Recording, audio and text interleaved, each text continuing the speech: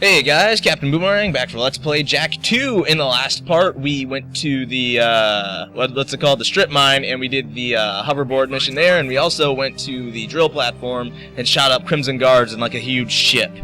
And that was kind of cool. And in this part, we're going to move on and get some more missions done. Also, I'm probably not going to cut when we go to the port, because I just want to talk to you guys about what we're going to be doing real quick here. So next we're going to go to Crew. Up. Zoomer, awesome. We're going to go to Crew and we're going to get that mission done. It's relatively close, so I don't really see the need to cut. This mission is going to be kind of interesting. Dagnabbit. I should do I've been thinking recently I'm going to do a video about how to avoid the Crimson Guard, because a lot of people seem to complain a lot about high alert and don't really know how to deal with it, so I was thinking I was going to do a video about that. So, I don't know, maybe you could just like ask me, oh Jesus. Because clearly I'm an expert when it comes to avoiding the police. Alright, anyways, I'll meet you guys at Crew's place because I got myself into a heavy pickle here. Okay, now that my horrific incident of terror is over, let's just enjoy a cutscene from Crew. Baron sent his goons to harass me as usual, eh? Health violations, back taxes. Everyone wants a piece of me. Oh well.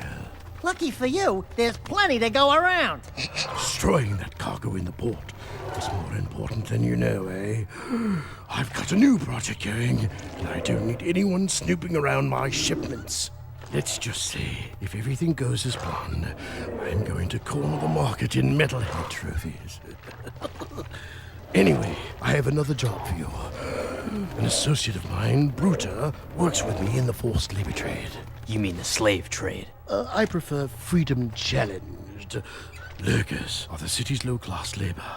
Bruta pays me handsomely to help him free lurkers and get them safely out of the city. Oh, it lifts my spirit to help those in need. And I need his money. Lurkers? We don't like lurkers. But you do like gun upgrades, eh? There are 3 Crimson Guard transports carrying lurkers to a project the Baron has outside the city. Take out the transports and bring the 3 lurkers to Bruta's trinket stand in the bazaar.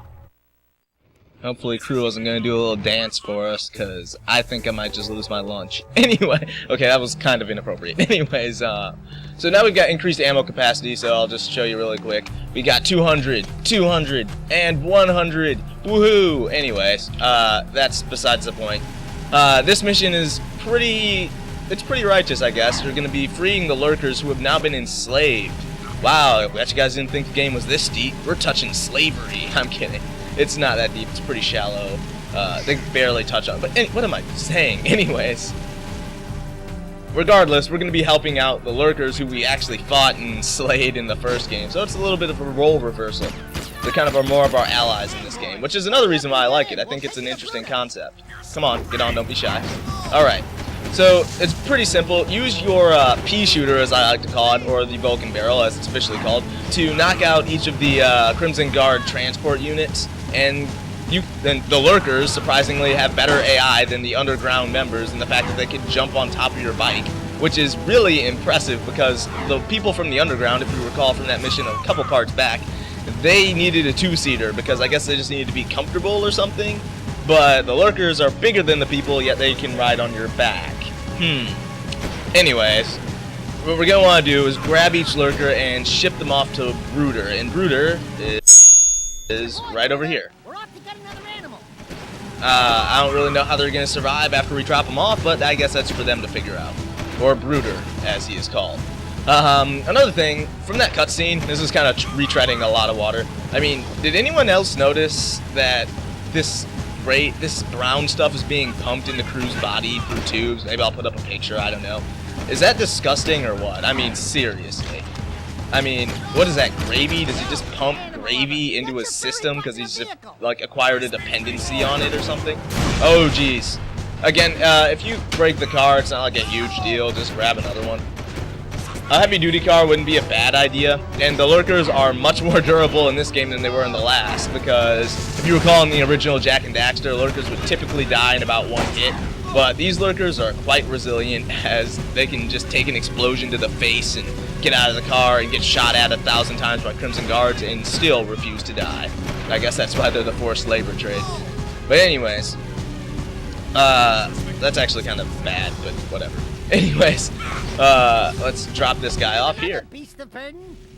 Yep, no problem.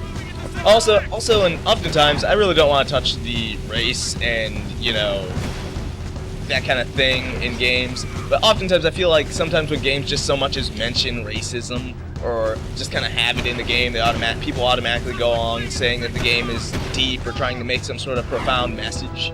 And oftentimes I find that that's just not the case. It's kind of superficial. It's like, oh, racism is bad. I mean, I've never really gone for that. You see this in games like BioShock is one that's recent, that a lot of people are like, oh, it's racism, and they're making bold statements about race. And I'm like, well, the only bold statement they're really making is, wow, racism is bad. I mean, I guess the imagery is kind of powerful, but at the same time, it's not like a really deep message, at least in my opinion. I mean, it can be, it just depends on how it's executed, and I feel like films and books execute it better. Wow, I can't believe that I just said that. Anyways, if you disagree with me, that's okay, because this is we're all about opinions here. No one is wrong. I'm wrong all the time, so I could very well be wrong. If you think I'm wrong, tell me why in the comments. Anyways, I don't know, I just kind of felt like it was necessary, because this game kind of deals a little bit with that kind of ideology. And, you know, well, not ideology, of course, but anyways, let's drop off the last worker. Little RG warrior, you have do great thing for brutal and lurker people.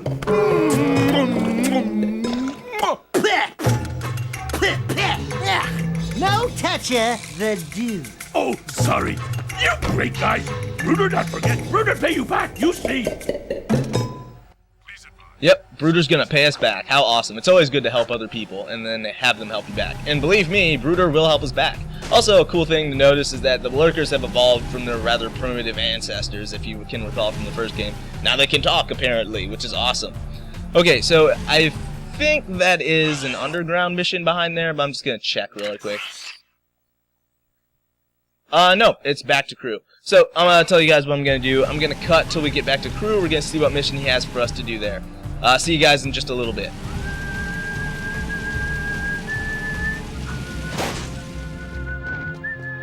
Okay, guys, so here we are back at the crew's little club here. So let's hop on in and get a cutscene. Our next cutscene from crew.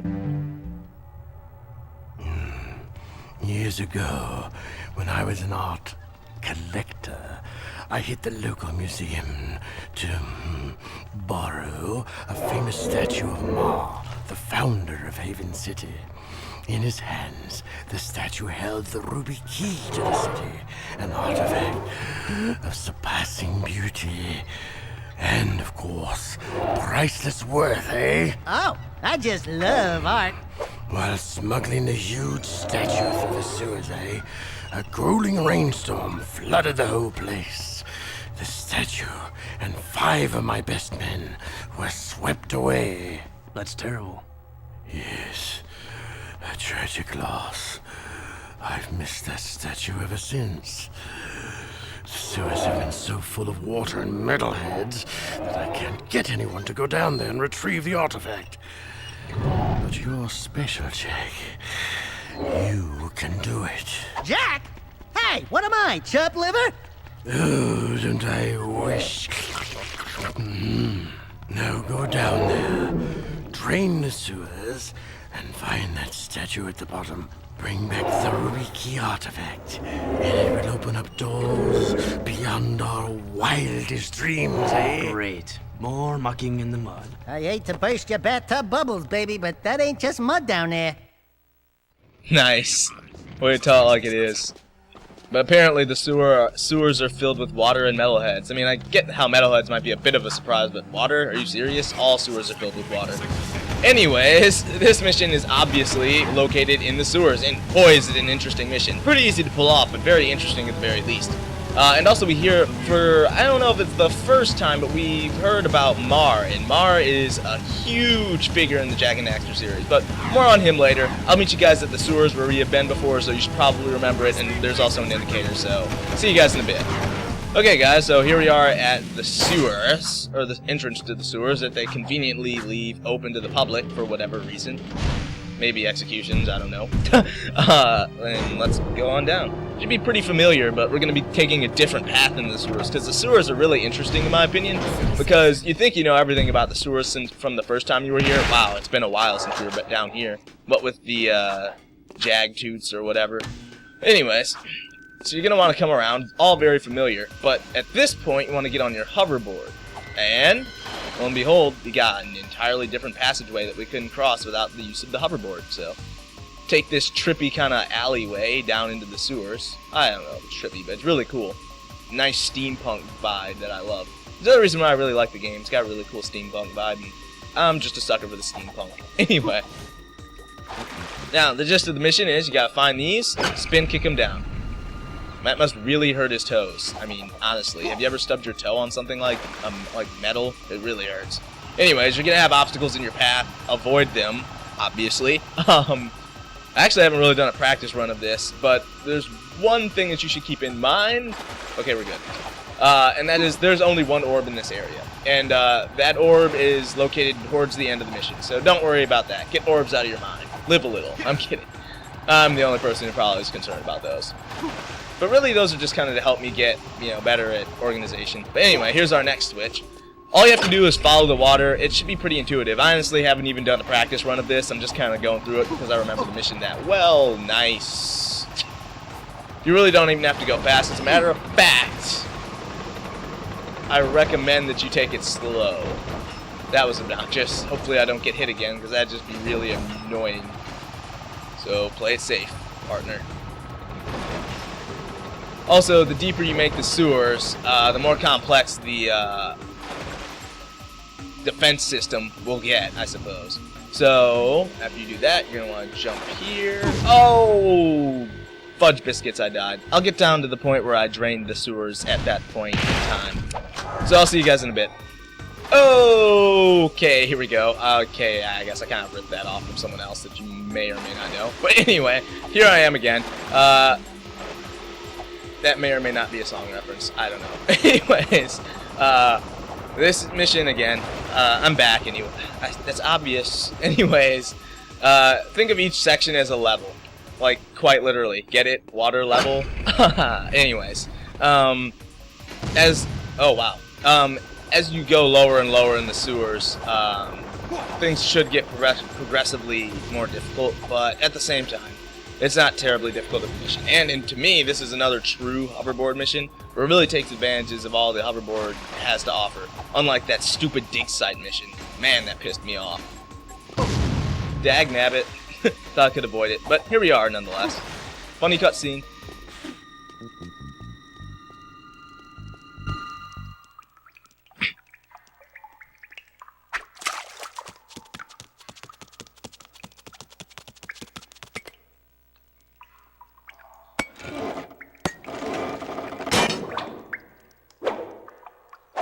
Got it.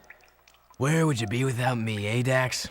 Well, Jack, I probably wouldn't be 2 feet tall, fuzzy, and running around in a sewer without a pair of pants. God, I miss pants.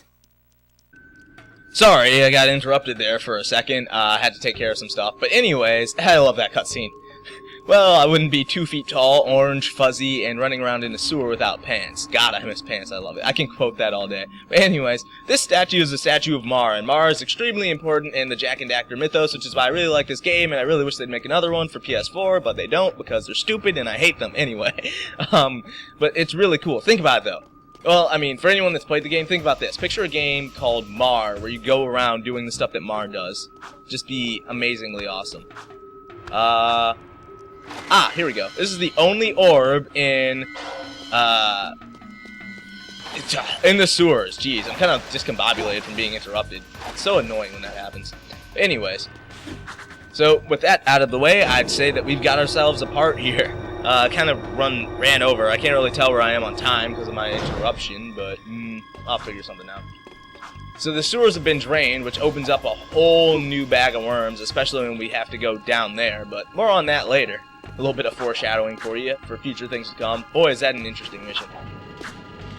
But, for now, I think I'm going to end this part off here as soon as we get to the top of this elevator.